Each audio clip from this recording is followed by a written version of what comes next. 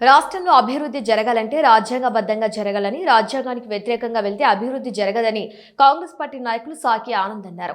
Municipal కార్యాలయంలో మాజీ కౌన్సిలర్లు అధికారులతో కలిసి నిరుపేద ప్రజలు దోచుకుంటున్నారని ఆరోపించారు. దాదాపు 9 లక్షల రూపాయల మాజీ కౌన్సిలర్లు వసూలు చేశారని, దీనిపై పూర్తి స్థాయిలో విచారణ చేపట్టి వారిపై తగిన చర్యలు తీసుకోవాలని మున్సిపల్ కమిషనర్కు వినతి పత్రం అందజేశారు. ఏ వార్డులో చూసినప్పటికీ ఇంటి నిర్మాణ విషయంలో పేద ప్రజల వద్ద అనుమతుల కోసం డబ్బులు వసూలు చేశారని, వాట్సాప్ కాల్స్ రికార్డుల ద్వారా వాయిస్ మెసేజ్ ద్వారా వైరల్ అవుతున్నాయని, అవి అక్షరాల నిజమని ఆయన అన్నారు. మున్సిపల్ చైర్మన్ మంజులా రాజనర్సు కౌన్సిలర్లను ప్రోత్సహిస్తూ వసూలకు పాల్పడేలా చేస్తున్నారని ఆరోపించారు. కౌన్సిలర్ వద్ద నుండి మీ వాటా ఎంత అని ప్రశ్నించారు. సిద్దిపేట ఎమ్మెల్యే హరీష్ రావు సిద్దిపేటను ఎంతో అభివృద్ధి చేశానని చెప్తున్నారు. నేడు కౌన్సిలర్లు మార్చకుండా పాత కౌన్సిలర్ కి సీట్ ఇచ్చి గెలిపించారని కోరారు. ఇకనైనా మార్పు రాకపోతే తగిన చర్యలు తీసుకుంటామని హెచ్చరించారు.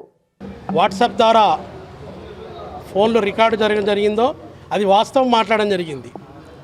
గత పాలకులు 10 సంవత్సరాల నుంచి పీడిస్తూ ఉన్నారు. ఇక్కడ ఏదైతే గౌరవ రాజనర్సు గారు, అదేవిధంగా మంజుల గారు వాళ్ళ అండదండాలతో కొంచెమంది కౌన్సిలర్లు ఎవరైతే పేదవాళ్ళు ఇల్లు కట్టుకుంటారో వాళ్ళని పీడించడం, డబ్బులు వసూలు చేయడము, అదేవిధంగా పాలక మండలి అయిపోయినా కూడా ఇంకా కూడా బీఆర్ఎస్ కౌన్సిలర్లు నిర్ణవీగుతూ ఎవరైతే ఇండ్లు కడితే వాళ్ళ దగ్గరికి వెళ్ళి నిన్న డైరెక్ట్గా ఒక వీడియో ద్వారా అందరు ఛానల్ ద్వారా వినడం జరిగింది. 9,50,000 రూపాయలు ఇచ్చినా అని స్పష్టంగా చెప్పడం జరిగింది. నా దగ్గర కూడా రికార్డు ఉంది, మీడియా మిత్రుల దగ్గర కూడా రికార్డు నిన్న విన్నారు. నేను కూడా లైవ్గా చూపిస్తాను మీకు.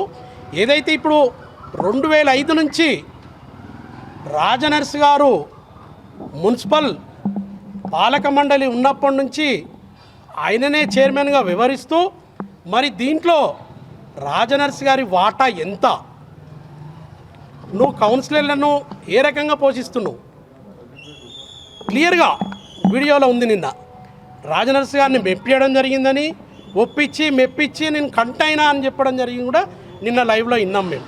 మరి అదేవిధంగా అధికారులు కూడా ఎవరైతే టౌన్ ప్లానింగ్ సంబంధించిన అధికారులు కూడా మరి ఇంకా కూడా చిన్న స్థాయి నుంచి అధికారులు ప్రతి ఒక్కరు కూడా మరి ఇంకా మున్సిపల్ రాజనర్సు చైర్మన్ ఉన్నారు అనుకొని వాళ్ళ ఇంటికి వెళ్ళి కాపలా కాస్తూ ఉన్నారు.